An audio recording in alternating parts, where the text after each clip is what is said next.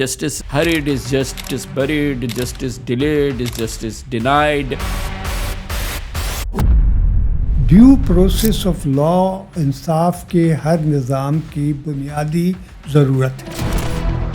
24ویں chief justice of Pakistan justice Anwar Zaheer Jamali. ایک طرح سے جج صاحبان یہ سمجھنے لگے ہیں وہ آئین اور قانون کے پابند نہیں ہیں. Dear brothers and sisters, Musharraf emergency میں پی سی او پر حلف لینے سے انکار کر دیا. جو ملٹری انٹرونشنز ہوئیں اور اس کے بعد جس طرح کی عدلیہ متعارف کی گئی اس نے جو ہے وہ تباہی میں بہت بڑا حصہ لیا. جوڈیشری کے معاملات میں مداخلت کا سلسلہ ایوب خان کے دور سے ہی شروع ہو گیا تھا. 15 مہینے کے ٹینیور میں 25 سو موٹو ایکشن لیے. 184(3) کا جو سب سے تاریک پہلو ہے وہ یہ ہے کہ جس کے خلاف فیصلہ ہو اس کو اپیل کی ریمیڈی ہی نہیں ہے. اس کے تحت فیصلہ کرنے کے بعد تو پھر آپ سے اللہ میاں کے پاس ہی فریاد کر سکتے ہیں. سینٹ سے خطاب کرنے والے واحد چیف جسٹس. اگر میں ایک غلط کام کرتا ہوں تو میرے خلاف قانون کے مطابق کارروائی کیوں نہ ہو. Why the judiciary be treated as sacred cow. Panama case کی پہلی 5 ممبر بینچ کی سربراہی کی. پاناما کیس کے کیا محرکات تھے؟ میری ذاتی رائے آپ سنیں، یہ فیصلہ ممکن نہیں تھا. اس میں کہا گیا کہ ایک سسیلین مافیا نے کام کیا ہے. گاڈ فادر کی پوری کہانی سے اس کا آغاز کیا ہے. سوال یہ ہے کہ ان ساری چیزوں کا اس مقدمے سے کیا تعلق تھا؟ یہ اقامے کا ذکر کہاں آ گیا؟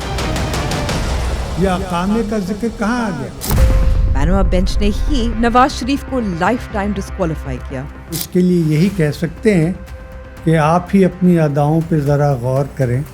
ہم اگر عرض کریں گے تو شکایت ہوگی. کیوں نکالا؟ مجھے بتاؤ کیوں نکالا؟ جو کچھ انسیڈنٹس گزشتہ 5 سال میں 7 سال میں جوڈیشری میں ہوئے ہیں اس سے میں اتنا بددل ہو گیا ہوں کیونکہ یہ سب کچھ ہم نے کبھی سوچا نہیں تھا. بڑے امپورٹنٹ ڈراسٹک ڈیسیشنز لینے کی ضرورت ہے اگر جوڈیشری کو آپ اپنے پاؤں پہ کھڑا کرنا چاہتے ہیں.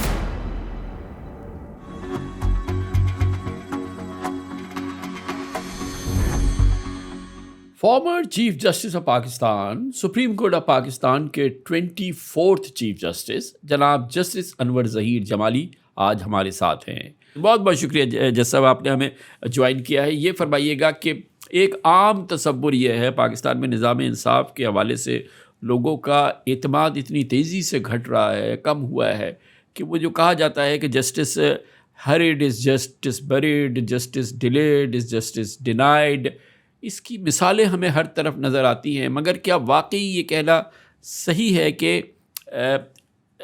ایسا ہی ہے؟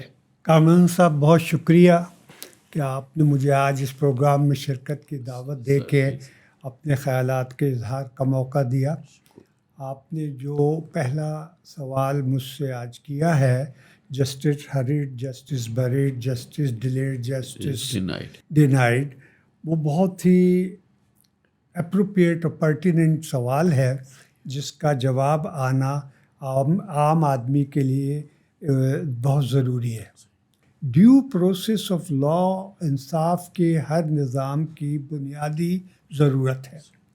یہ نہیں ہو سکتا جیسا کہ حالیہ دور میں ٹرینڈ شروع ہوا ہے کہ ایک طرح سے جج صاحبان یہ سمجھنے لگے ہیں کہ وہ آئین اور قانون کے پابند نہیں ہیں بلکہ آئین اور قانون کی تشریح ان کی مرضی کے مطابق جو وہ چاہیں وہ کر لیں. اور جہاں گویا کہ جو ترجیح ہے وہ آئین نہیں ہے، قانون نہیں ہے، لیکن ذاتی پسند ہے. جی ایگزیکٹلی یہی میں آپ سے کہنا چاہ رہا ہوں. اب اگر اس سلسلے میں مزید گفتگو کی جائے تو آپ دیکھیں گے کہ جسٹس ڈیلیڈ، جسٹس ڈینائڈ ایک اتنی امپورٹنٹ پروپوزیشن ہے، پرنسپل ہے ڈسپنسیشن آف جسٹس کا، جس کا امپلیمنٹیشن انتہائی ضروری ہے.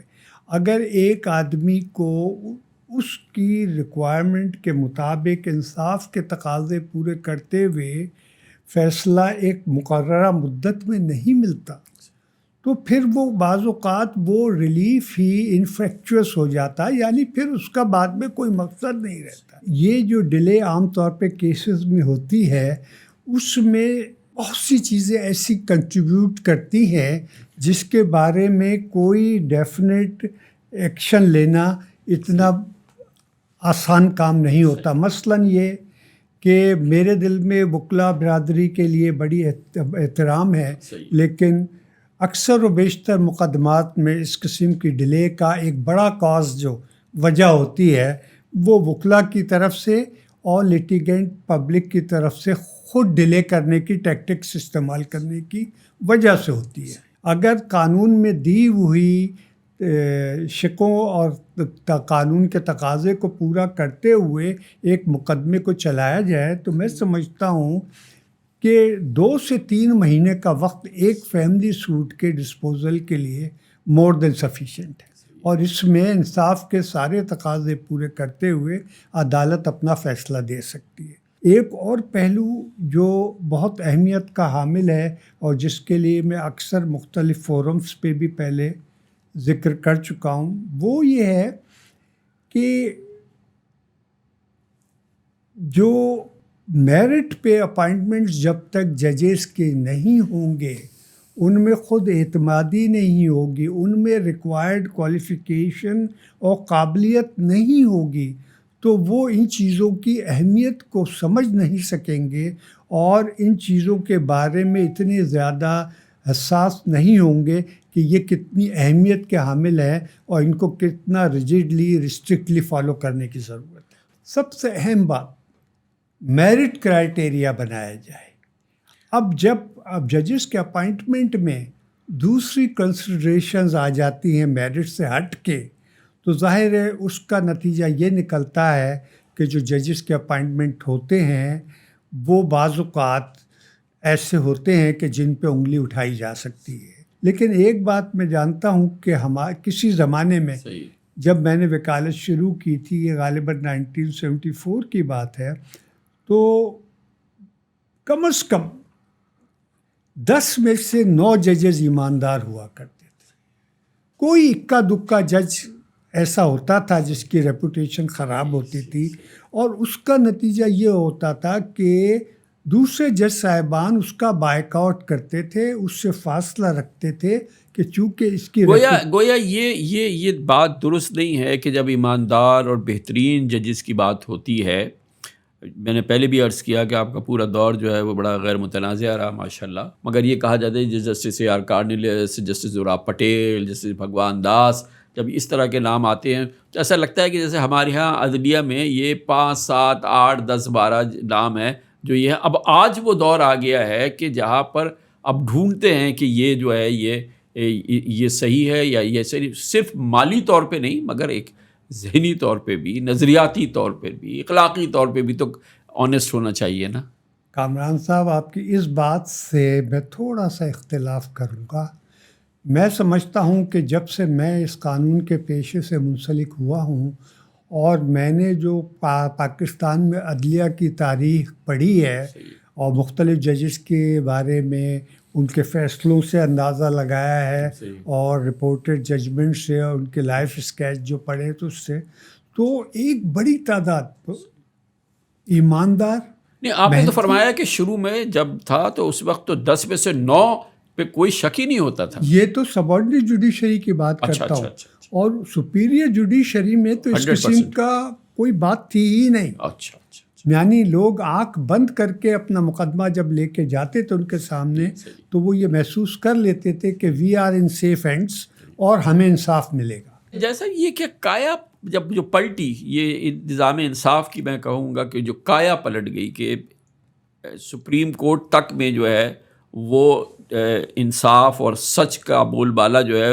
وہ ایک اسٹرگل اور چیلنج بن گیا، تو کیا اس میں جب یہ ملٹری انٹرونشنز ہوئیں اور اس کے بعد جو آئین معطل ہوا اور پھر جو پی سی اوز آئے اور پھر اس کے تحت حلف برداریاں ہوئیں، تو ظاہر ہے کہ پھر ایسے فیصلے آئے کہ جو تمہارے منہ سے نکلے گا وہ انصاف، وہ قانون بن گیا، جو تم چاہو وہ انصاف قانون بن گیا۔ اس کے بعد تو کوئی کسر ہی نہیں رہی نا۔ تو ہم یہ کہہ سکتے ہیں کہ جو ملٹری انٹرونشنز ہوئیں اور اس کے بعد جس طرح کی عدلیہ متعارف کی گئی اس نے جو ہے وہ تباہی میں بہت بڑا حصہ لیا.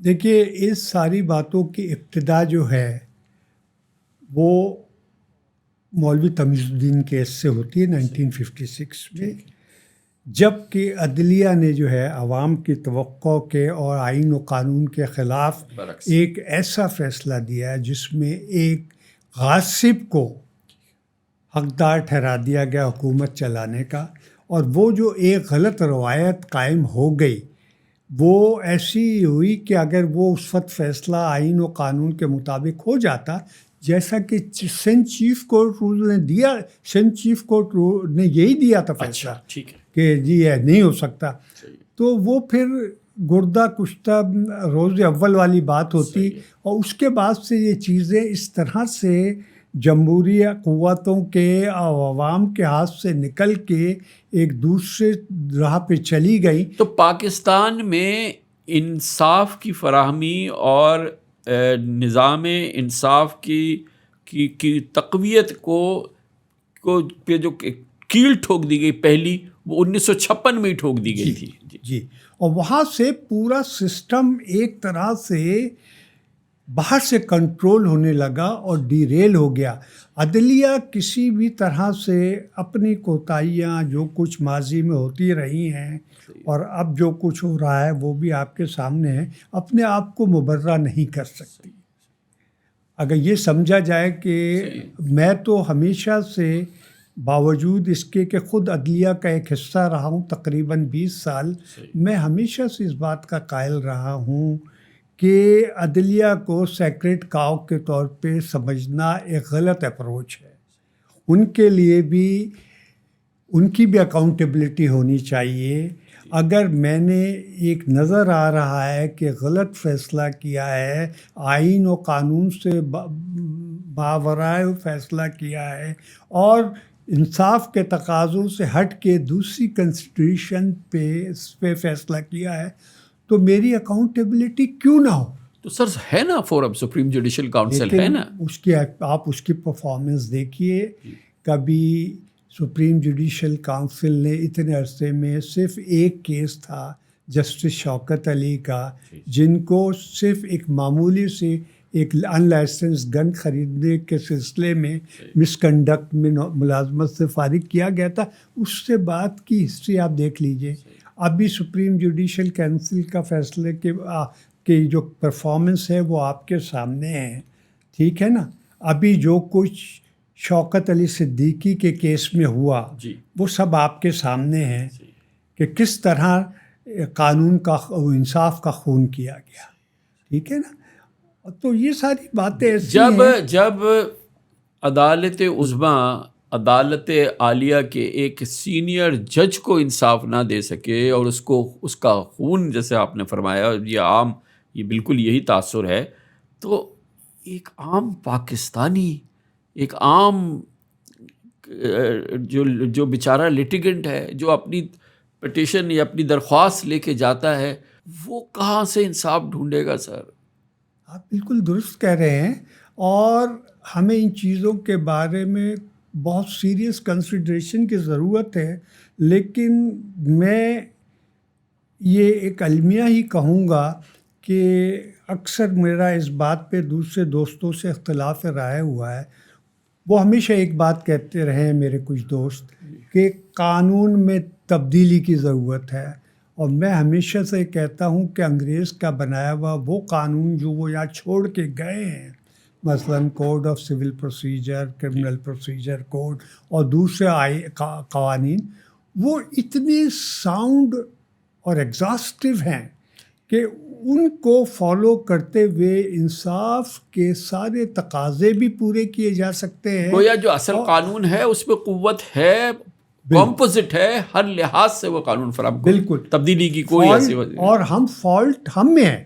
ہم میں سے مثال یہ ہے کہ جسے کہتے ہیں نا کہ a bad workman quarrels with his tools, تو یہ والی پروورب اپلائی ہوتی ہے کہ ہم بجائے اپنی خامیوں کا احاطہ کرنے کے لیے اور انصاف کرنے کے لیے، مثلاً میں آپ کو بتاؤں، اب حالانکہ اس معاملے میں بھی اس وقت جوڈیشری کا حصہ تھا، کچھ فیصلے بھی آ چکے ہیں. آپ مجھے بتائیے کہ ہمارے یہاں تعلیم کا معیار اوور آل خاص طور پہ گورنمنٹ انسٹیٹیوشنز میں کتنا گر چکا ہے. اب اس میں کیا ضروری ہے کہ آپ اپنے فیصلے انگریزی میں تحریر کریں، آپ اردو میں لکھیں، تاکہ آپ کی ذہنی سوچ ہے اس کی عکاسی ہو سکے، اس کی صحیح معنوں میں عکاسی ہو سکے. آپ اپنی جو دوسری صوبائی لینگویجز ہیں آپ اس میں فیصلے لکھیں. گویا آپ یہ فرما رہے ہیں کہ وہ بیچارے کی تو پہلے یہ اسٹرگل ہوتی ہے کہ میں انگریزی کیسے لکھ دوں. ایگزیکٹلی. وہ اپنا معافی الضمیر تو بعد میں بیان کرے گا. That is the problem. تو اس قسم کی چھوٹی چھوٹی باتیں ہیں جو بڑی اہمیت کے حامل ہیں. اب ایک فیشن جیسے چل گیا تھا کسی زمانے میں اور اب بھی ہے، 600 700 800 صفحات کے فیصلے لکھے جاتے ہیں. اب اس میں سوائے لفاظی کے کچھ نہیں ہوتا. اچھا، اس کی ضرورت نہیں ہے. یہ ایک تو ہم تو سمجھتے ہیں کہ شاید یہ بڑا ضخیم ہے تو بہت اس میں تدبر ہے، اس لیے اتنا زیادہ لکھنا پڑا. دیکھیے میں آپ کے سامنے ایک کیس کی مثال دے دیتا ہوں، ظفر علی شاہ کیس، جس میں پرویز مشرف صاحب کو لیجیٹیمائز کیا گیا اور انہیں ایک آئین میں ترمیم کی پاور دے دی گئی. اب وہ فیصلہ آپ دیکھ لیجیے کتنی ضخیم ججمنٹ ہے وہ، اور غالباً ارشاد حسن صاحب نے وہ لکھی تھی. آپ یقین مانیں ایک کیس میں میرے پاس ہیئرنگ کے دوران ایک وکیل صاحب نے اس ججمنٹ کا حوالہ دیا.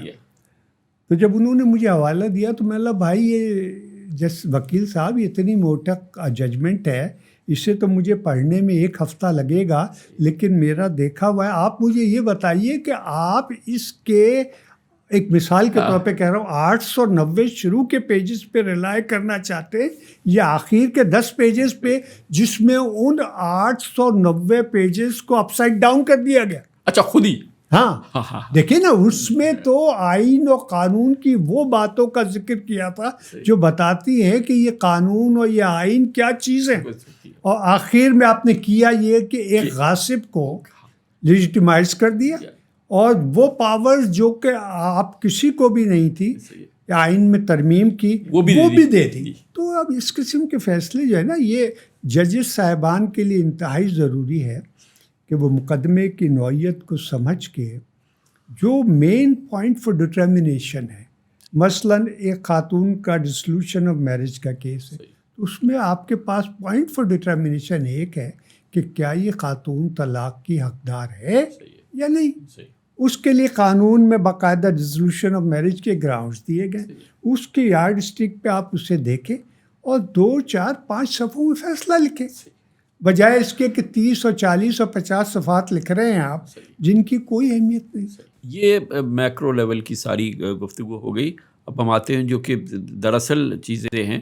مثال کے طور پہ ابھی کافی اس کی گفتگو رہی ہماری سیاسی تاریخ میں بھی اور ہماری حالیہ عدالتی تاریخ میں بڑا کردار رہا ہے ان پاورز کا جو 184(3) کے تحت تفویض کی گئی تھی چیف جسٹس صاحب کو کہ وہ اس کا استعمال کریں اور سو موٹو نوٹس لیں، اور اس کے بعد اس کا پورا ایک پروسیجر تھا، اپیل نہیں تھی. یہ بہت ہی وائڈ اور ایکسٹینسو پاور تھی. تو ہم نے یہ دیکھا ہے کہ اس کو بہت زیادہ استعمال کیا. جسٹس افتخار چودھری نے کیا، جسٹس ثاقب نثار نے کیا، آپ نے بھی جج صاحب بہت اس کو استعمال کیا. اور آپ کے نزدیک جب یہ آپ کرتے تھے تو اس میں کیا کنسیڈریشن تھی اور کیوں آپ مجبور ہوئے کہ آپ کو درجنوں بار اس کو استعمال کرنا پڑا؟ دیکھیے پہلے تو میں یہ کلیئر کر دوں کہ میں آرٹیکل 143 کے استعمال میں بہت محتاط تھا. 184(3) کے 184(3) کے اس کی وجہ یہ تھی کہ یہ انتہائی ڈینجرس جورسڈکشن ہے، کیونکہ اس میں آپ یہ دیکھ لیں کہ پھر اس کے تحت فیصلہ کرنے کے بعد تو پھر آپ صرف اللہ میاں کے پاس ہی فریاد کر سکتے ہیں. اور یہ انتہائی سب سے خطرناک پہلو اس لحاظ سے بھی تھا کہ آپ اس میں بغیر کسی کو اپرچونٹی دیے بھی فیصلہ اس کے خلاف کر دیتے ہیں. دیکھیے یہ قانون آئین، اگر یہ کبھی آپ کے لیے یہ عمل یہ تمام چیز جو اس میں یہ غیر معمولی اختیار اور طاقت دی گئی تھی، یہ مانے نہیں ہوا کبھی کہ جب آپ نے 184(3) کو ایکسرسائز کیا کہ میں نہیں کرتا، یہ تو اس میں تو اس کو کوئی اختیار ہی نہیں ہے کسی صورت سے، اس کے لیے کوئی بچت ہی نہیں ہے؟ یہی وجہ میں آپ سے عرض کر رہا ہوں کہ میں بہت محتاط تھا اس سلسلے میں. دیکھیے یہ کوئی نیا قانون نہیں ہے. اوریجنل جو آئین 1973 میں بنا تھا یہ آئین کا اس وقت سے حصہ ہے. 184(3) کوئی نئی آئینی ترمیم نہیں آئی ہے، اور یہ صرف یعنی کہ جو اصل دستاویز ہے آئین کی اس میں ہی رکھ دیا گیا تھا. بالکل دیا گیا تھا. لیکن میری ذاتی رائے یہ ہے کہ اس 184(3) کا جو سب سے تاریک پہلو ہے وہ یہ ہے کہ جس کے خلاف فیصلہ ہو اس کو نہ اپیل کی ریمیڈی ہی نہیں ہے، جو کہ اسلام کے بنیادی قوانین کے خلاف ہے، جو یہ کہتے ہیں کہ ہر شخص کو حق ہے کہ اس کے ساتھ انصاف کیا جائے، اور اگر زیادتی ہو گئی ہے تو اس کا ازالہ کیا جائے. میں نے تو بہت ہی کم کیسز میں آرٹیکل 184(3) کا بھی انووک کی ہے. جیسے آپ نے ابھی ذکر کیا تھا شروع میں، جب سینسس نہیں ہو رہا تھا تب میں نے سو موٹو ایکشن لیا تھا، اور ایک اور جو بلدیاتی انتخابات نہیں ہو رہے تھے اس میں لیا تھا.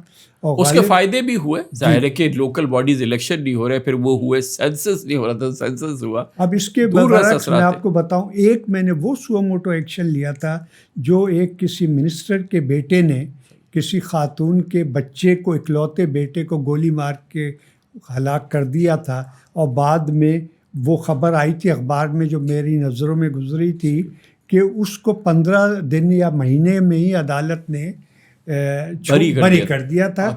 تو وہ میں نے سو موٹو ایکشن لیا تھا اور کاگنیزنس لی تھی. ایک 184(3) کی جورسڈکشن جو آپ نے ایکسرسائز کی، اس کے تاریخی ڈائمنشنز ہیں، وہ پیناما کیس کے حوالے سے ہے. پہلی چیز تو اب یہ جاننا چاہ رہے ہیں کہ وہ کیا محرکات تھے. عام تاثر یہ ہے کہ ایکسٹرنل فیکٹرز ہو سکتے ہیں، لیکن کیونکہ یہ آپ نے اس کو ایکسرسائز کیا، آپ ہی زیادہ بہتر طریقے سے بتا سکتے ہیں. کامران صاحب دیکھیے، یہ آج میرے خیال میں تقریباً اس بات کو 8-8.5 سال ہو گئے جب یہ میٹر میرے سامنے پیش ہوا تھا. تو پہلی بات تو یہ آئی تھی کہ اس پٹیشن کو رجسٹرار نے ہی داخل دفتر کر دیا تھا کہ یہ مینٹینیبل نہیں ہے. اس کے بعد اس کے خلاف اپیل میرے پاس چیمبر میں آئی تھی، جس میں میں نے یہ نوٹ ڈالا تھا، کوئی تفصیلی کوئی بہت لمبا چوڑا آرڈر لکھنے کی ضرورت پیش نہیں آئی تھی، کہ میں وکلا صاحبان کو سن کے یہ لکھا تھا کہ بھائی یہ اختیار جج صاحبان کا ہے کہ وہ دیکھیں گے کہ یہ مینٹینیبل ہے یا نہیں ہے. رجسٹرار کی اتنی پاورز نہیں ہیں کہ وہ یہ فیصلہ کر دے کہ مینٹینیبل نہیں ہے. تو اس صورت میں نے ایک 5 رکنی بینچ کا مقدمے کی نوعیت کو دیکھتے ہوئے ایک 5 رکنی بینچ قائم کی تھی، جس کو میں خود ہیڈ کر رہا تھا، اور میں نے ڈائریکشن یہ دی تھی کہ اسے عدالت میں لگایا جائے. جب عدالت میں پیش اچھا، پہلی چیز کا آپ نے جو کاگنیزنس لیا تھا وہ یہ کہ یہ ہم ڈیسائیڈ کریں گے کہ مینٹینیبل ہے یا نہیں ہے، اور it was in response to the registrar initiative کہ جس نے اس میں ریجیکٹ کر دیا تھا. تو بنیادی طور پہ آپ نے کہا کہ اس کو پہلے ہم دیکھتے ہیں کہ یہ مینٹینیبل ہے یا نہیں، جبکہ وہ رجسٹرار اپنے طور پہ اس کو کہہ چکا تھا کہ یہ مینٹینیبل نہیں ہے. صحیح. اب جب عدالت میں کیس پیش ہوا تو اس وقت کے اٹارنی جنرل نے خود اس بات کو کنسیڈ کیا کہ جی ہاں سر، آپ بالکل صحیح کہہ رہے ہیں، یہ اختیار عدالت کا ہے کہ وہ دیکھے کہ یہ پٹیشن مینٹینیبل ہے یا نہیں ہے، اس پٹیشن میں سبسٹنس ہے یا نہیں ہے، یہ پٹیشن پبلک امپورٹنس کی ہے یا نہیں ہے، اور یہ پٹیشن آرٹیکل 184(3) کے پیرامیٹرز پر پوری اترتی ہے یا نہیں ہے. اب جب اس مقدمے کی کارروائی شروع ہوئی تو غالباً میری بینچ کے سامنے 3 یا 4 پیشیاں ہوئی تھیں اور کارروائی شروع ہوئی تھی، لیکن جو عدالت نے وقت کی قلت کو مد نظر رکھتے ہوئے اس میں ایک اوپن کورٹ میں پروپوزل دیا تھا، اس سے دونوں فریقین نے میں سے ایک نے اختلاف کیا. آپ نے کہا تھا کہ ایک جوڈیشل کمیشن ہم اس کا بنا دیتے ہیں، سنگل جج کا ایک جوڈیشل کمیشن. میں نے یہ کہا تھا عدالت میں کہ یہ اتنی ڈاکومنٹری ایویڈنس آپ نے پیش کی ہے، اس کی جینوئننیس اور اتھینٹسٹی کو ہمیں ویریفائی کرنا ہے. ایسے زبانی تو یہ بات نہیں ہو سکتی. تو اس کے لیے میں نے ٹائم فریم کہا تھا کہ ایک سینئر جج کو ہم 15 دن کے لیے کمیشن نوٹیفائی کر دیتے ہیں ان ساری ایویڈنس کو ریکارڈ کر کے اور اپنا نوٹ دینے کا. اس کے بعد ہم یہ جب ساری چیز ریکارڈ پہ آ جائیں گی تو مقدمے کی دونوں وکلا صاحبان کے آرگومنٹ سن کے اس کا فیصلہ کر دیں گے. لیکن اس میں پٹیشنر کے وکیل صاحب نے اختلاف کیا کہ نہیں سر یہ عدالت میں ہی چلایا جائے. اس پہ میں نے انہیں بتایا کہ جی ہمارا تو 15 دن بعد ایک مہینے بعد ٹینیور ہی پورا ہو رہا ہے، تو یہ بینچ ٹوٹ جائے گی تو یہ ساری کارروائی پھر ضائع ہو جائے گی. تو اس صورت میں پھر کوئی چارہ کار نہیں تھا، کیونکہ میرے ذہن میں یہ بات بھی تھی کہ مجھے آرٹیکل 4 اور آرٹیکل 10A کے تقاضے پورے کرنے ہیں، جس کا مطلب یہ ہے کہ due process of law and due opportunity of hearing دونوں پارٹیز کو دینی ہے، اور وہ اتنے قلیل مدت میں ممکن نہیں تھا. تو یہ پرائما فیشیا آپ اس کے میرٹ پہ بالکل نہیں گئے، آپ کو صرف یہ تھا کہ یہ چلنا چاہیے یا نہیں چلنا چاہیے.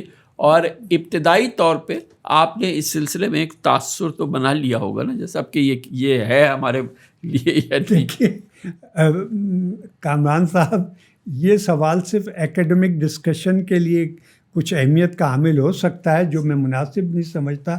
اب جب کہ میرے جانے کے بعد ایک دوسری بینچ کانسٹیٹیوٹ کر دی گئی اور اس نے اپنا ایک فیصلہ دے دیا، تو اب میرے اس اسٹیج پہ آ کے کچھ کہنے سے کچھ حاصل نہیں ہے.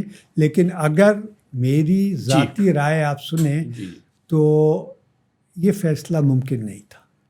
فیصلہ ممکن ایک بالکل بات ہو گئی، لیکن یہ کہ یہ چلنا چاہیے تھا یا نہیں تھا یہ زیادہ امپورٹنٹ ہے. تو اس پہ آپ کی ذاتی رائے. یہ تو دیکھیے سپریم کورٹ کو آرٹیکل 184(3) میں بہت وائڈ پاورز بھی کہی جا سکتا ہے کہیں، اور بہت لمیٹڈ پاورز بھی کہا جا سکتا ہے کہ یہ یارڈ اسٹکس ہیں، یہ پیرامیٹرز ہیں جس کے اندر رہتے ہوئے ہمیں پروسیڈ کرنا ہے، کیونکہ یہ ذہن میں رکھنا ہے کہ یہاں جو فیصلہ ہوگا اس کے خلاف کوئی اپیل بھی لائے نہیں کر سکتی. تو ہمیں زیادہ محتاط ہونے کی ضرورت ہوتی ہے. تو کیا اس بات کا امکان تھا کہ کیونکہ وہ ٹینیور ختم ہو رہا تھا، اگر 6 مہینے ہوتے اور یہ کیس چلتا تو کیا اس بات کا امکان تھا کہ شاید آپ کی بینچ کہتی کہ یہ مینٹینیبل نہیں ہے؟ نہیں، دیکھیں جب اتنے ہائی پروفائل کیسز عدالت میں آتے ہیں تو عدالت کو بہت کچھ دیکھنا پڑتا ہے. یہ کہہ دینا تو سب سے آسان ہے، صرف ایک لائن لکھنے کی ضرورت ہوتی ہے کہ this petition is not maintainable with in. اچھا، مجھے ایک بات بالکل جسارت ہے میں پوچھنا چاہوں گا کہ کیونکہ بعد میں پتہ چلا کہ اس میں بہت بڑے ایکسٹرنل فورس فیکٹرز تھے، بہت بڑے ایکسٹرنل چیزیں تھیں. آپ کے دور میں جس وقت یہ چل رہا تھا تو آپ کو کوئی اس قسم کی گفتگو کا، فون کال کا، وزٹ کا سامنا کرنا پڑا کہ جس میں آ کے کہا ہوگا کہ جج صاحب چلائیں نا اس کو پلیز؟ بالکل بھی نہیں، بالکل بھی نہیں. بلکہ میں یہ کہوں گا کہ جو باتیں فورسز کے ریفرنس سے یا دوسرے اداروں کے ریفرنس سے اور جوڈیشری کے معاملات میں مداخلت کے حوالے سے کہی جاتی ہیں، الحمدللہ اللہ تعالیٰ کا کرم ہے کہ میرے زمانے میں کبھی بھی کسی بھی زاویے سے کوئی بھی ایسی بات نہیں ہوئی. یہ بہت امپورٹنٹ بات ہے نا، کیونکہ جیسا اس کے بعد کی جو صورتحال ہوئی جب آپ کا ٹینیور پورا ہو گیا، پھر بہرحال وہ بینچ بنی اور اس کا یہ اور ایک بہت تاریخی اس کا پھر مقدمہ چلا، پھر اس کا فیصلہ آ گیا جس میں کہا گیا کہ یہ لگتا ہے کہ ایک سسیلین مافیا نے کام کیا ہے. بڑا ہسٹورک فیصلہ ہے جس کھوسا صاحب نے لکھا ہے، اور اس کے اندر اور پھر انہوں نے پورا گاڈ فادر کی پوری کہانی سے اس کا آغاز کیا ہے. کیا وہ مطلب اس کے الفاظ اور اس کی گفتگو اور اس کی ساری چیزیں جو ہیں، آپ نے بھی وہ فیصلہ دیکھا ہوگا اور آپ سے وہ ابتدا ہوئی تھی اس کی، اور جب وہ مقدمہ چلا اور اس کے بعد جب یہ فیصلہ آیا اس وقت آپ کا کیا تاثر ہے؟ دیکھیے میں اس سلسلے میں کوئی تبصرہ نہیں کرنا چاہوں گا کیونکہ وہ سپریم کورٹ کے ایک معزز جج کا فیصلہ ہے جس میں بینچ کے دوسرے جج صاحبان نے بھی دستخط کیے ہیں. لیکن ایک بات ہے کہ پھر میں اسی بات پہ آ جاتا ہوں واپس گھوم پھر کے کہ عدالتوں کو عدالت سے باہر کے معاملات کو فیصلوں میں شامل نہیں کرنا چاہیے. ٹو دا پوائنٹ ان چیزوں کے بارے میں بات کرنی چاہیے جو کہ ریکارڈ سے ثابت ہوتی ہیں. اس قسم کی کہانیاں لکھنا بہت آسان ہے. سوال یہ ہے کہ ان ساری چیزوں کا اس مقدمے سے کیا تعلق تھا. میں صرف ایک سوال آپ سے کرتا ہوں, یہ اقامے کا ذکر کہاں آ گیا؟ میں نے وہ پٹیشن جی جس کے اوپر یہ ساری کارروائی شروع ہوئی تھی پیج ٹو پیج پڑھی ہے, اس میں کہیں اقامے کا ذکر ہی نہیں تھا. اس میں جو چارجز تھے وہ تو وہ لندن میں فلیٹس کے حوالے سے تھے. ٹھیک ہے نا. تو یہ وہ والی اچھا جو اوریجنل پٹیشن ہے اس میں تو اقامہ ہے ہی نہیں. تو یہ اقامے کا, اور اب ایک مثال دیتا ہوں میں, اقامے کی بات چلی. اگر اقامے کی بات مقدمے کی پروسیڈنگز کے دوران اٹھائی گئی تو کیا اس سلسلے میں جس کے اوپر الزام لگایا گیا تھا اس کو جواب دینے کا موقع دیا گیا؟ یہ جانتے ہوئے بھی کہ اس کی کوئی اپیل بھی نہیں ہو سکتی. دیکھیں نا, اگر ایک نئی عدالت کا قانون یہ ہے کہ اگر ایک کیس میں فوجداری مقدمے میں ایک اکیوز کو 3 آفینسز میں چارج کیا گیا ہے تو آپ صرف ان 3 آفینسز پہ ہی اس کو پنشمنٹ دے سکتے ہیں. یہ نہیں کر سکتے کہ چلیے ان میں تو ثابت نہیں ہوا, ہم چوتھے آفینس میں چارج کر کے اس کو پنش کر رہے ہیں. دیکھیے نا, اقامے کا کوئی چارج ہی نہیں تھا جہاں تک میری نالج کا تعلق ہے. ظاہر ہے 8 سال پرانی بات ہو گئی اس پہ, اس لیے لیکن the weight of the allegation and determination of the court کہ یہ صحیح ہے کہ ڈیمڈ انکم کی بیسس پہ آپ ان کو ڈسکوالیفائی کر دیں یا آپ ان کو کنوکٹ کر دیں. میں اس سے بھی اختلاف کرتا ہوں کیونکہ میں نے اس پوائنٹ کو اپنے پوائنٹ آف ویو سے اسٹڈی کیا ہے. اور جیسا کہ میں نے آپ سے کہا, میں سمجھتا ہوں کہ یہ غلط اپروچ تھی. ایک تو اقامہ ہی بنیاد صحیح نہیں ہے اور پھر یہ ڈیمڈ انکم والی بات جو ہے تو ڈیمڈ انکم والا ہی آیا تھا نا, انکم ٹیکس کے پروویژنس کے ریفرنس سے. جی تو میں سمجھتا ہوں کہ میں اس سے اختلاف کرتا. اگر میں بینچ کا حصہ ہوتا تو میں اس سے اختلاف کرتا. اور پھر جو یہ فیصلہ ہوا کہ اس کے بعد جو مقدمہ چلے گا اس کے لیے ایک مانیٹرنگ جج ہو سپریم کورٹ کا جو کہ اس کو مانیٹر کرتا ہو. اس مسکراہٹ تو آپ کی ہے مگر اس کو تھوڑا سا ایکسپلین تو کریں نا سر. دیکھیں تاریخ کا حصہ ہے, اس نے پاکستان کی سیاست کو الٹ کے رکھ دیا. ہم نے دیکھیں اس کو ایک جیسے آپ نے فرمایا ہمیں دیکھنا ہوگا کہ آخر یہ ہوا کیا ہے اور یہ اس کے نتیجے میں پھر جو طوفان بپا ہوا وہ کوئی آسان چیز تو نہیں. ایک حکومت چلتی ہوئی ہے, ہم نے اس وقت تک اپنے 70 سال کی تاریخ میں ایک وزیر اعظم کو بھی اپنی عمر پوری نہیں کرنے دی تھی, ٹینیور پورا نہیں کرنے دیا تھا. آفٹر آل جیسے آپ نے فرمایا کہ اقامہ تو کوئی بات ہی نہیں تھی, پھر اب آگے ڈیمڈ انکم وہ بھی کچھ نہیں تھی. اب اس کا مقدمہ چلے تو اس کے لیے ایک مانیٹرنگ جج ہو جس کی بھی کوئی مثال نہیں تھی. تو یہ لٹنی آف جو ایکشنز ہیں یہ میری سمجھ سے باہر ہے. دیکھیے اس ریفرنس سے میں آپ کے سامنے ایک چھوٹی سی پروپوزیشن رکھنا چاہوں گا, اس کے لیے 2 منٹ درکار ہوں گے. دیکھیے پاکستان کا جو آئین ہے اس میں ٹرائیکاٹمی آف پاور ہے. پہلی ہے مقننہ قانون ساز ادارے جس میں نیشنل اسمبلی اور سینیٹ اور یہ سب کچھ آ جاتا ہے. دوسری اسٹیٹ کا آرگن جو ہے وہ ایگزیکٹو ہے جس میں آپ کے پرائم منسٹر صاحب اور یہ سارے ادارے آ جاتے ہیں. اور تیسری ہے جوڈیشری. ٹھیک ہے نا.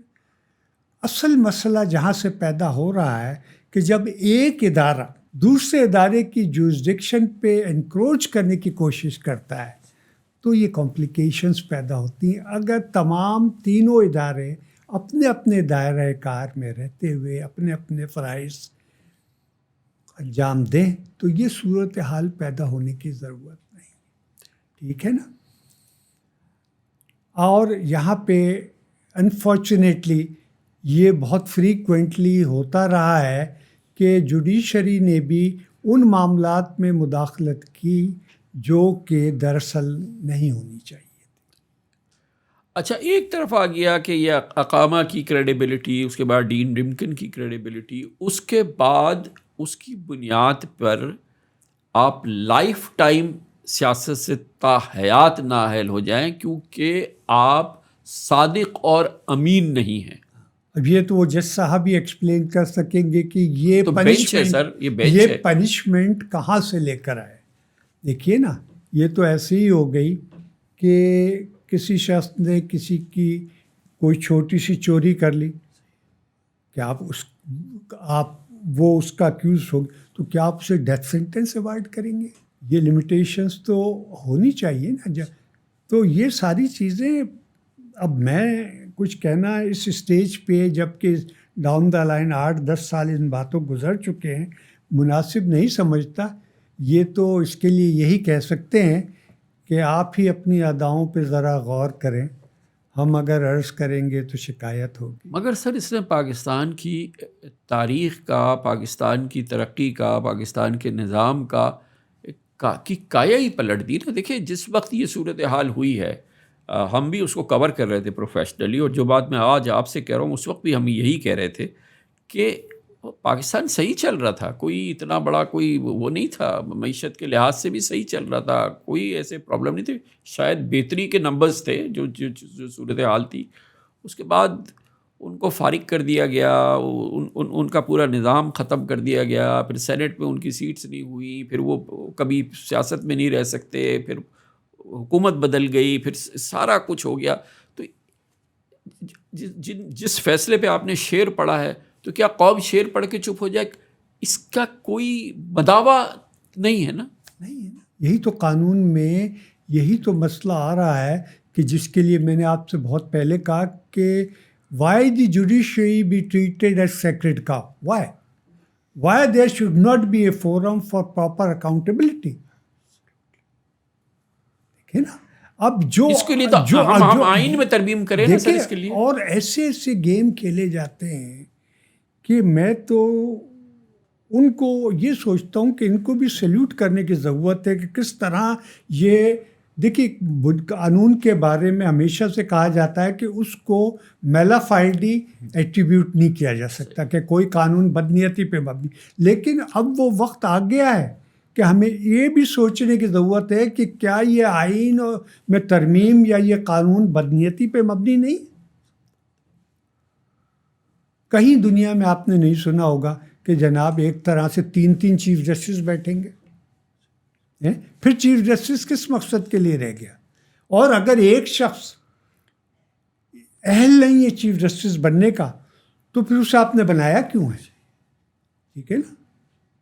اب آپ اس کے ساتھ 2 آدمی اور بٹھاتے ہیں، اور خاص طور پہ اس ماحول میں جب اتنا زیادہ پولیوٹیڈ ہو گیا ہے کہ ہر دوسرے کیس میں اختلاف رائے آتا ہے، اور وہ اختلاف رائے میرٹ پہ نہیں ہوتا ہے، آپس کی رنجشیں ہوتی ہیں. عدالت کی کورٹ پروسیڈنگ جو اب بعض اوقات ویڈیو وغیرہ لنک پہ بھی دکھائی جاتی ہے، اس میں آپ دیکھ سکتے ہیں کہ جج صاحبان جتنا ٹائم مقدمے کی سماعت میں صرف کر رہے ہیں اتنا ہی ٹائم آپس کے لڑائی جھگڑوں کے لیے رکھتے ہیں.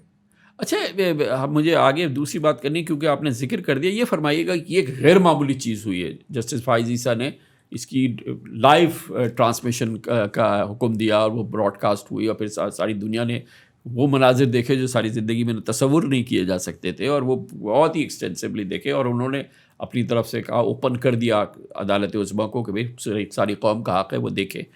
آپ نے بھی دیکھا، آپ نے تو کبھی یہ نہیں سوچا کہ ہم اس کو کھول دیں عوام کے لیے. دیکھیے میں تو سمجھتا ہوں، میرا کہنے کا مطلب صرف یہ کہ نہ آپ نے نہ اور کسی نے سوچا، پتہ نہیں آنے والا بھی سوچے گا یا نہیں. میں تو یہ بات کہتا ہوں، دیکھیے ایک اجمل میاں صاحب نے ایک جگہ اپنی اسپیچ میں کہا تھا، اور بہت اپروپریٹ بات کی تھی جوڈیشری کے لیے، کہ ججز speak through their judgments, that should be the way. ٹھیک ہے نا. آپ خاموشی سے مقدمے کی سماعت کریں، جو ضروری سوالات پوچھنے ہیں جن کے بارے میں آپ معلومات. اب اگر جج صاحب دوسرے فریق کے وکیل بن جائیں پھر وکیل بیچارہ کیا کرے گا؟ وہ کس طرح اپنا کیس پٹ اپ کرے گا؟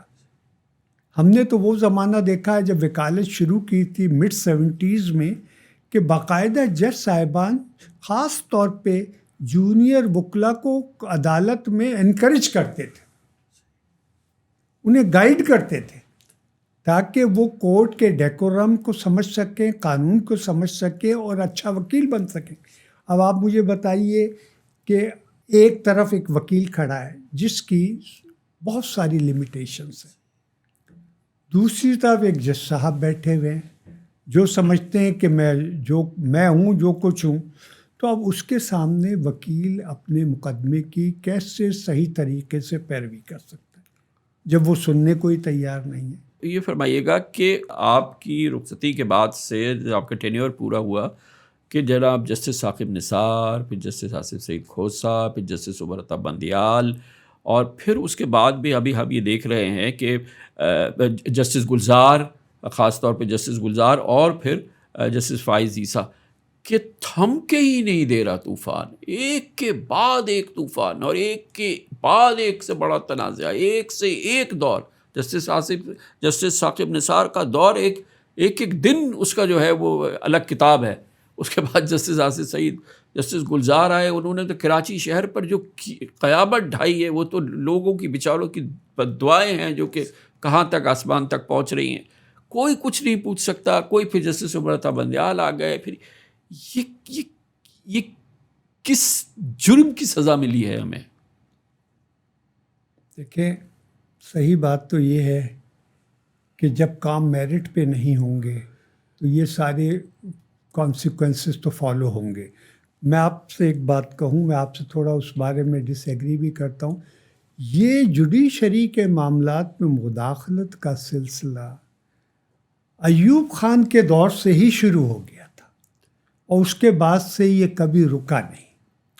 سر رکا کیسے نہیں جب آپ نے کہا کہ میں 15 مہینے رہا چیف جسٹس آف پاکستان، مجھے تو کبھی نہیں کہا کسی سرکاری آفیسر نے آ کے کہ بھائی یہ کروا دیں، یہ کروا دیں، یہ کر دیں، یہ کر دیں، اور وہ نہیں ہوا نا، اور آپ ببانگ دول کہہ رہے ہیں کہ کوئی ایسی کوئی بات نہیں ہوئی ہے۔ تو پھر یہ جب ہوا تو یہ لوگ ریسیپٹیو تھے نا، انہوں نے کہا کہ ہاں ہم کریں گے۔ اس کی ایک وجہ ہو سکتی ہے شاید کہ میں نے اپنے سارے برادر ججز کو جو کہ 16 کی تعداد میں تھے بالکل فری ہینڈ دیا ہوا تھا، لیکن جب چیف جسٹس صاحبان یا دوسرے ادارے کسی جج کے کام میں مداخلت کرنے لگتے ہیں تو پھر مسائل پیدا ہوتے ہیں۔ یہ فرمایا کہ دیکھیں ایسے فیصلے جس نے کہ پاکستان کی معیشت کی چولہے ہلا دی ہوں، وہ بھی سپریم کورٹ سے ہی آ گئے نا۔ آئین کی چولہے ہلا دیں، قانون کی چولہے ہلا دیں، آئینی بالادستی کی چولہے ہلا دیں، سیاست کی چولہے ہلا دیں، پھر معیشت کی۔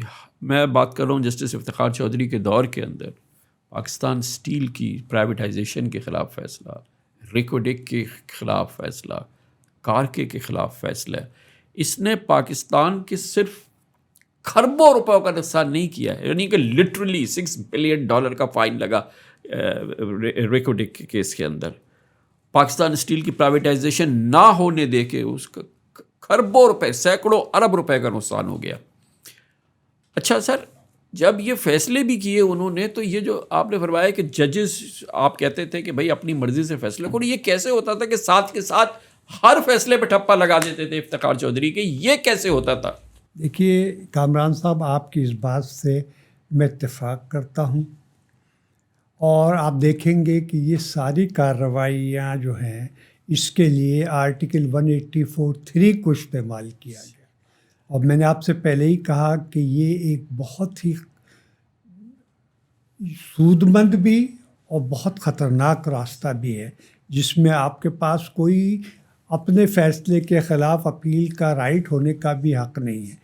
تو اب یہ کہ یہ کیوں کیا گیا، یا یہ کہ کس طرح وہ سب جج صاحبان ایک پیج پہ ہوتے تھے ان فیصلوں میں، تو اس کے بارے میں تو میں کوئی تبصرہ نہیں کر سکتا، یہ تو وہی جواب دے سکتے ہیں۔ لیکن مجھے ذاتی طور پہ اس چیز کا بہت دکھ ہے، یہ جو آپ نے چند فیصلوں کا ذکر کیا یہ تو اپنی جگہ ہیں اور اس کو بہت زیادہ پاکستان کی معیشت کو بھی ان فیصلوں سے نقصان پہنچا ہے. لیکن آپ یہ دیکھیے نا کہ ایک جج کتنی محنت اور وقت کے ساتھ بنتا ہے اور صرف اس جو 2007 میں جو ایک موومنٹ چلا تھا اس کا شاخسانہ بنا کے مور دین 80 سپیریئر جوڈیشری کے ججز کو فارغ کیا گیا. ٹھیک ہے نا. اور یہ ایک ایسا ویکیوم آ گیا, ایک ایسا گیپ آ گیا کہ جس کی وجہ سے اور جوڈیشری یعنی سمجھ لیجئے کہ گھٹنوں کے بل گر گئی. اب اس کو کھڑے ہونے کے لیے ٹائم چاہیے. اچھا, وہ ایسی جوڈیشری کو لانے کے لیے جس نے یہ فیصلے کیے کہ اس نے پاکستان اسٹیل کی پرائیویٹائزیشن کو ختم کر دیا, یا اس نے نیکوٹیک کی اس مائننگ کو ختم کر دیا, اس نے کارکیو کو کر دیا, جس کی ہماری جنریشنز جو ہیں اس کی قیمت ادا کریں گی. اور خود جج صاحب کا اپنا کردار, ان کے صاحبزادے کا کردار, ان کی تمام یہ معاملات اور یہ تمام چیزیں, اس پر پاکستان کی عوام کی, پاکستان کی قوم کی, پاکستان کی جو نقصان ہوا ہے اس کے لیے ہم کسی دروازے کو بھی نہیں کھٹکھٹا سکتے. تو یہ تو دیکھیے, معاف کیجیے گا, یہ وہ معاملات ہیں جو ابھی ہم ڈسکس کر رہے ہیں کہ یہ تو بہت بڑی بات ہے کہ یہ پوری قوم اٹھنا کھڑی ہوئی ہو سپریم کورٹ کے حوالے سے کہ بھائی یہ تم کرتے کیا ہو ہمارے ساتھ. تو یہ تو آپ میری بات کی ہی تائید کر رہے ہیں جو میں نے آپ سے پہلے 2 دفعہ آج کی پروگرام میں کہی ہے کہ بھائی آپ نے جوڈیشری کو سیکریڈ کاؤ کیوں بنایا ہوا ہے. اگر میں ایک غلط کام کرتا ہوں تو میرے خلاف قانون کے مطابق کارروائی کیوں نہ ہو. اب اس کے لیے تو ہمیں آئین میں ترمیم کرنی پڑے گی نا سر. یا سپریم جوڈیشل کونسل میں کیا ہم جا سکتے ہیں کہ بھائی یہ افتخار چودھری صاحب کو بلاؤ اور انہوں نے جو یہ شاخسانہ کیا ہے جو کہ ہمیں دے کر گئے ہیں, کوئی ان سے پوچھے تو صحیح. ضرورت اس بات کی ہے کہ سپریم جوڈیشل کونسل کو فعال کرنے کی ضرورت ہے. آپ نے شاید میرے 1-2 اسٹیٹمنٹس دیکھے ہوں گے جب میں چیف جسٹس بنا تھا سپریم کورٹ کا, تو میں نے کہا تھا کہ ہم سپریم جوڈیشل کونسل میں کاگنیزنس لیں گے اور کرپشن کو کنٹرول کرنے کے لیے. لیکن اب وہ باتیں آفیشیل ہیں, میں ان کو آپ کے سامنے یہاں اس فورم پہ شیئر نہیں کر سکتا کہ سپریم جوڈیشل کونسل کو کس طرح غیر فعال بنا دیا گیا. اچھا, یہ انٹینشنل ہے جی, دانستہ طور پہ کیا گیا ہے. دانستہ طور پہ کیا گیا. دیکھیے, اس سپریم جوڈیشل کونسل کا کانسٹیٹیوشن یہ ہے کہ 5 ممبر ہوتے ہیں. چیف جسٹس آف پاکستان اس کا چیئرمین ہوتا ہے, 2 سینئر ججز سپریم کورٹ کے اس کے ممبر ہوتے ہیں, اور 2 سینئر موسٹ ہائی کورٹ ججز چیف جسٹسز اس کے ممبر ہوتے ہیں. اب آن پیپر اس سے بڑا انسٹیٹیوشن کیا ہوگا, لیکن جب کارروائی کی نوبت آتی ہے تو آپ کی ہائی کورٹ کی بینچ کاگنیزنس لے کے اس کو انڈو, سپریم کورٹ کی بینچ کاگنیزنس لے کے اس کو انڈو کر دیتی. دیکھیے نا, یہ موجودہ چیف جسٹس صاحب کے بارے میں کہ سپریم جوڈیشل کونسل کے کیس کے سلسلے میں کیا ہوا. سپریم جوڈیشل کونسل میں تو کیس کبھی چلا ہی نہیں. گویا اس مقدمے کا یا اس ایلیگیشن کا یا کمپلینٹ کا جس فورم پہ فیصلہ نہیں ہوا, اس کا جو فیصلہ جس فورم پہ ہونا چاہیے تو وہ ہوا ہی نہیں. ٹھیک ہے نا, اور فوراً کاؤنٹر ایلیگیشن شروع ہو جاتی ہیں. اچھا, یہ ایک اور بہت امپورٹنٹ بات ہے جو کہ مسلسل ہوئی, ابھی آپ سے بھی ذکر ہوا کہ ایگزیکٹو کی مداخلت عدالتی معاملات کے اندر, اور اس کی آوازیں مسلسل آتی رہی ہیں اور مسلسل اس کو دیکھتے رہے. اس میں شوکت عزیز, جسٹس شوکت عزیز جو اسلام آباد ہائی کورٹ کے جج تھے, انہوں نے پھر ایک بہت اس کا بڑا وہ ہوا, لیکن وہ اس کی پاداش جسٹس شوکت جی شوکت صدیقی صاحب جو ہے, اور اس کی پاداش میں پھر ان کو سپریم جوڈیشل کونسل نے فارغ کر دیا. پھر اس سپریم کورٹ نے اس کو اوور سی کیا, اب وہ پھر بعد میں ریسٹور بھی ہو گئے. یہ جو معاملہ ہوا یہ بھی ایک اپنے پوری عدلیہ کی تاریخ کا ایک غیر معمولی واقعہ تھا نا سر. چلیے, میں تو سمجھتا ہوں دیر آیت درست آیت. اس کے ساتھ, اس شریف آدمی کے ساتھ جو ناانصافی کی گئی تھی, آخر کار اسے انصاف ملا، حالانکہ وہ وقت گزرنے کے بعد he was expected to be the next chief justice. ٹھیک ہے نا. اور کس طرح اس کو ہراس کیا گیا. میں کہتا ہوں کہ چلیے یہ بات تسلیم کر لی جائے کہ انہیں بار ایسوسیشن میں جا کے اس قسم کی تقریر نہیں کرنی چاہیے تھی کہ آرمی مداخلت کر رہی. تو بھائی اس سلسلے میں آپ انہیں وارننگ بھی دے سکتے تھے. ٹھیک ہے نا. لیکن کبھی اس پہلو سے انصاف، جب آپ کی نیت انصاف کرنے کی نہیں ہے، آپ نے فیصلہ پہلے کر لیا ہے، تو پھر انصاف آپ کیا کریں گے؟ That is the problem. یہ فرض فرمائیے کہ یہ 184(3) کی بات ہوئی ہے، بہرحال اب اس کو فکس کیا گیا ہے پریکٹس اینڈ پروسیجرز ایکٹ کے تحت، اور ان چیزوں کو ٹھیک کیا گیا. آپ کو اطمینان ہو گیا کہ اب یہ 184(3) کی جو ایبریشنز تھی، یہ اب معاملہ جو ہے یہ میں نے اس کی اتنی تفصیلی اسٹڈی نہیں کی ہے، کیونکہ ٹو بی آنیسٹ جو کچھ انسیڈنٹس گزشتہ 5 سال میں 7 سال میں جوڈیشری میں ہوئے ہیں، اس سے میں اتنا بددل ہو گیا ہوں کہ کیونکہ یہ سب کچھ ہم نے کبھی سوچا نہیں تھا کہ اس ادارے کو جس میں ہم نے 19-20 سال خدمات اپنی انجام دی ہیں، اس کا یہ انجام بھی ہونا ہے. اور بڑے امپورٹنٹ ڈراسٹک ڈیسیشنز لینے کی ضرورت ہے اگر جوڈیشری کو آپ اپنے پاؤں پہ کھڑا کرنا چاہتے ہیں. کیونکہ اس وقت تو جو جوڈیشری کی بظاہر حقیقت نظر آ رہی ہے وہ یہ ہے کہ ہر جج جو ہے وہ اپنی 1.5 اینٹ کی الگ مسجد بنانا چاہتا. وہ سر کتنا غیر معمولی واقعہ تھا جو اسلام آباد ہائی کورٹ کے 6 ججز نے لکھا چیف جسٹس کو کہ ہم انٹرونشن ہے اور ہمارے کام میں مداخلت ہے. پھر 3 ہائی کورٹس نے جو ہے اس کو سبسکرائب کیا اور اس کو سپورٹ کیا. یہ کتنا بڑا واقعہ تھا. یہاں پتہ چلتا ہے کہ آپ کے چیف جسٹس آف پاکستان کیا اسٹینڈ لیتے ہیں. لینا چاہیے تھا اسٹینڈ. اس سے بڑا آپ کے پاس کیا جسے کہتے ہیں کہ اہم پہلو آ سکتا ہے. تو کاگنیزنس لینے کی ضرورت جس طرح تھی اس طرح نہیں لی گئی. یہ فرمائیں کہ ایک طرف یہ رول ہے، بہرحال سپریم کورٹ کا اپنا ایک کردار ہے، ایک اس کی پوزیشن ہے، ایک اس کے فیصلے ہیں. ہم نے دیکھا حالیہ دنوں میں کہ سپریم کورٹ کے جو فیصلے آئے ہیں، ہم نے حالیہ مہینوں میں دیکھے ہیں کہ اس کی انسنا کر دیا گیا. بالکل ریاست کی ہائیسٹ لیول پہ ان کو انسنا کر دیا گیا، اور اگر کہیں ضرورت پڑی تو پھر اس کے متصادم ایک قانون سازی جلدی سے کر دی گئی. یہ کتنا بڑا کرائسس ہے. یہ کام تو ابھی بھی چل رہا ہے. صحیح. ابھی تو کچھ ایسی باتیں سننے میں آ رہی ہیں، اللہ تعالیٰ رحم کرے اس ملک پر، کہ جو میرے نزدیک اس ادارے کی اور تباہی کا باعث بنیں گی.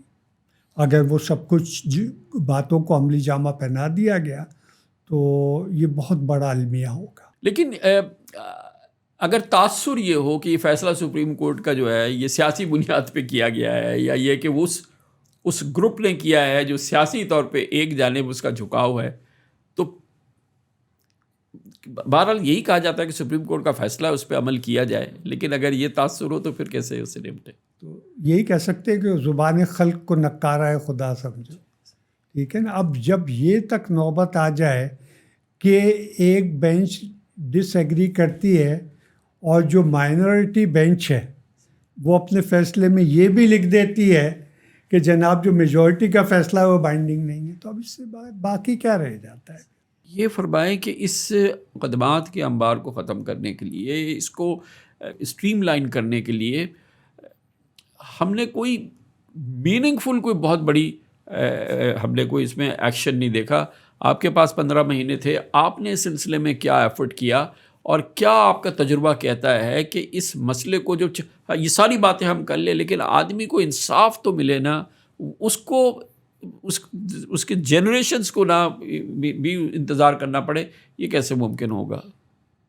کامران صاحب، آپ جس بات کا ذکر کر رہے ہیں یہ بہت ہی اہمیت کے حامل ہے، اور میں اس سلسلے میں آپ کے سامنے بڑے آنیسٹلی کنسیڈ کروں گا کہ میں کوئی ایسا خاطر خواہ کنٹریبیوشن اس سلسلے میں نہیں کر سکا جو قابل ذکر ہو یہاں پہ، ماں سوائے اس کے کہ میں نے یہ انشور کرنے کے لیے کہ سپریم کورٹ میں مقدمات التوا کا کم سے کم شکار ہوں اور زیادہ سے زیادہ مقدمات کا فیصلہ کیا جا سکے، میں نے 2 ججز کا، جسٹس طارق پرویز صاحب کا اور جسٹس عارف خلجی صاحب کا اپائنٹمنٹ ایڈیشنل ججز جو ہے وہ سپریم کورٹ میں کیا تھا۔ لیکن آپ کو یہاں ایک بات اور بھی دیکھنے کی ضرورت ہے کہ چیف جسٹس آف پاکستان کا آفس آفٹر آل وہ بھی ایک ہیومن بینگ ہے، ایک انسان ہے،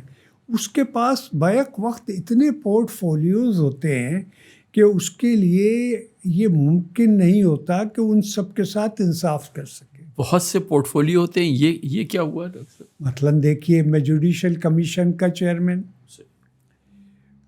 سپریم جوڈیشل کونسل کا چیئرمین، فیڈرل جوڈیشل اکیڈمی کا چیئرمین، تھرو آؤٹ پاکستان جو فیڈریشن کی طرف سے فنڈز ملتے ہیں جو ہزاروں کروڑ میں ہوتے ہیں، ان کو مینیج کرنا، ان کو لک آفٹر کرنا، سارے ادارے جو چل رہے ہیں یہ سارے، اور اتنا بڑا انفراسٹرکچر ہے پورا، اس کو بھی ایڈمنسٹریٹو سائٹ پہ اٹینڈ کرنا، تو یہ سارے کام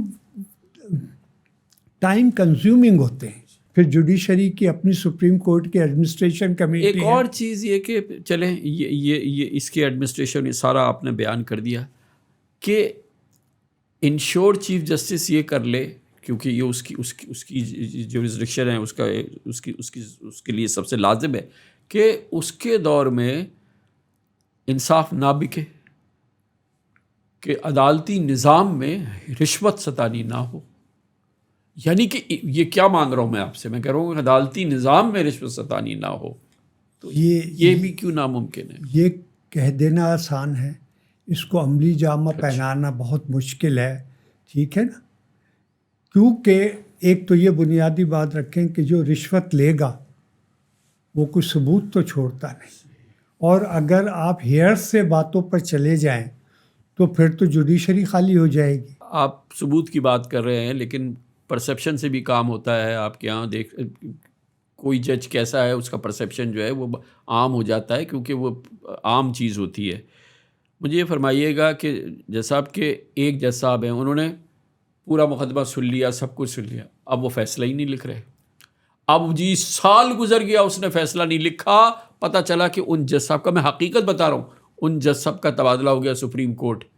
وہ جو بیچارہ کمپلیننٹ ہے وہ دیکھتا ہی منہ رہ گیا، کیونکہ اب نئے سرے سے شروع ہوگا۔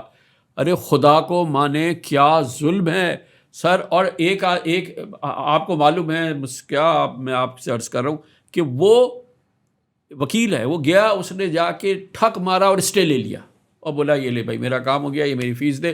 اب 10 سال وہ کیس نہیں لگے گا، وہ فیصلہ نہیں لکھ رہا، وہ اسٹے نہیں ہٹا رہا، جائیں تو جائیں کہاں؟ آپ 100% درست کہہ رہے ہیں۔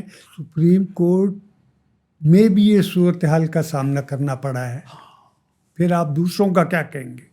دیکھیے ایک بات تو یہ ذہن میں رکھیے، جیسے چیف جسٹس ہے نا، چیف جسٹس کا اسٹیٹس ہے صرف فرسٹ امنگس ایکولس، باقی جو 16 یا 17 یا 18 ججز ہیں وہ اس کے سبارڈینیٹ نہیں ہیں، اس لیے وہ انہیں ڈکٹیٹ نہیں کر سکتا کہ آپ اس میں لکھے فیصلہ اتنے دن میں لکھ کے دیں۔ نہیں لکھ رہا، کوئی قانون نہیں ہے، کوئی کچھ اکاؤنٹیبلٹی نہیں ہے، کوئی پوچھ نہیں سکتا کہ بھائی جج صاحب کیوں نہیں لکھ رہے فیصلہ۔ That is the thing. لیکن یہ آپ نہ سمجھو کہ اس کے لیے پروویژنس نہیں ہے، باقاعدہ قانون میں۔ اچھا، اور یہ غیر قانونی چیز کر رہا ہے اگر وہ نہیں کر رہا ہے؟ ہاں بالکل، اس کے لیے 10 ججمنٹس ہے سپریم کورٹ کے کہ اتنے عرصے فیصلہ کرنا ہے، لیکن جب آپ گریبان میں منہ ڈال کے دیکھتے ہیں اور یہ دیکھتے ہیں کہ خود سپیریئر کورٹ کے جج صاحبان جو ہیں وہ 3 سال 2 سال 2.5 سال فیصلے تحریر نہیں کرتے، تو پھر آپ دوسروں پہ کیا انگلی اٹھائیں گے؟ دیکھیے اس کا واحد حل ہے کہ میرٹ پہ ایماندار، دیانتدار، کمپیٹنٹ لوگوں کو جوڈیشری میں انڈکٹ کیا جائے۔ دس از دا اونلی وے آؤٹ۔ یہ جو 6 ججز جنہوں نے یہ بایک زبان ہو کے سپریم کورٹ میں یہ درخواست دیے، ان میں سے اکثریت ان ججز کی ہے جو میرے اپوائنٹ کیے، میں نے ان کا کوئی کریڈٹ نہیں لے رہا ہوں، میں ان کو کریڈٹ دے رہا ہوں کہ وہ اپنی اچھی وکالت چھوڑ کے اور انہوں نے قربانی دی کہ وہ جوڈیشری میں آئے. لیکن ایک بات میں آپ کو بتاؤں کامران صاحب کہ جب تک آپ کسی کو آزماتے نہیں ہیں نا آپ کو حقیقت کا پتہ نہیں چلتا. بعض اوقات ایسا بھی ہوتا ہے کہ آپ پچھتاتے ہیں کہ یہ میں نے کیا کر دیا. آپ کو پچھتاوا بھی ہے؟ پچھتاوا بھی ہے، بالکل ہے. بہت سے لوگوں کا پچھتاوا ہے کہ جن سے یہ ایکسپیکٹ نہیں کیا جا سکتا تھا کہ یہ ایسا بھی ہوگا. ایک جج صاحب کا تو آپ نے کئی بار نام لیا ابھی. تو یہ ساری باتیں ہیں کہ آپ کسی کے ماتھے پہ تو نہیں لکھا ہوتا، لوگ ذاتیات پہ اتر ہی آتے ہیں. ہاں، کیونکہ ہم نے تو یہاں پہ وہ ظلم دیکھا ہے کہ یہ یعنی کہ رہائشی عمارت پوری کی پوری ڈھا دی گئی، ہزاروں لوگ بیچارے، ایک عمارت، پھر ایک پارک گرا دیا گیا، کوئی شادی کا ہال گرا دیا گیا. شکر کریں کہ ٹرام نہیں چلے، ورنہ وہ تو ٹرام بھی چلنے والے تھے کراچی میں واپس سے. 1964 والا کراچی چاہیے. اب آپ بتائیے کہ ہم یہاں پہ یہ لوگ آگے چل رہے ہیں، وہ 1964 کا کراچی چاہیے. اور پھر نہ ان فیصلوں کی کوئی پوچھنے والا، نہ ان پہ کوئی عمل درآمد کا پوچھ. اب کہہ کے چلے گئے کہ بھائی ان کو دینا، ان کو کمپنسیشن دینا. آپ نے تو ان کا برباد کر دیا، ان کے خاندانوں کو. سوال یہ ہے کہ آپ اپنا فیصلہ میں لکھتے نا یہ باتیں. زبانی جمع خرچ سے کچھ بھی نہیں ہوتا. دیکھیے سرکولر ریلوے چلانا آپ بھی کراچی کے رہنے والے، اس کی فیزیبلٹی ہے. یہ فرمائیے، پھر یہ بھی کہا جاتا ہے، اسی عدلیہ سے کہا جاتا ہے، یا وہ خود عدلیہ کہتی ہے کہ بھائی اب پاکستان کا حال یہ کہ گرینڈ نیشنل ڈائلاگ ہو، اور اس نیشنل ڈائلاگ کو جو ہے اس میں سارے فریق بیٹھے. کیا یہ عدالت کا کام ہے کہ وہ کہے کہ گرینڈ نیشنل ڈائلاگ ہو؟ اور اگر نہیں کہے تو کیا وہ بھی ایک تماشائی کی حیثیت سے رہے، حالانکہ وہ تو فریق سمجھی جاتی ہے. اچھی بات ہے. دیکھیے ڈائلاگ کرنا لیکن ود پازیٹیو مائنڈ بہت اچھی بات ہے. ہم تو کسی چھوٹی سے چھوٹی بات پہ اتفاق رائے نہیں کر سکے آج تک. ہم پاکستانی قوم ہی نہیں بن سکے. کس لیول پہ ڈیوائڈ نہیں ہے آپ بتائیے. بس اللہ تعالیٰ سے دعا کریں کہ اللہ تعالیٰ ہم پہ خصوصی اسی دعا کے ساتھ کہ اللہ تعالیٰ ہم پر اور ہماری قوم پہ خصوصی رحم و کرم کرے. بہت بہت شکریہ، بہت بہت شکریہ جناب. آپ کا بھی بہت بہت شکریہ جناب کہ آپ نے مجھے پاکستان ہمارے صدر انور ظہیر جمالی صاحب موجود تھے. بہت بہت شکریہ سر، بہت بڑی نوازش. Thank you so much.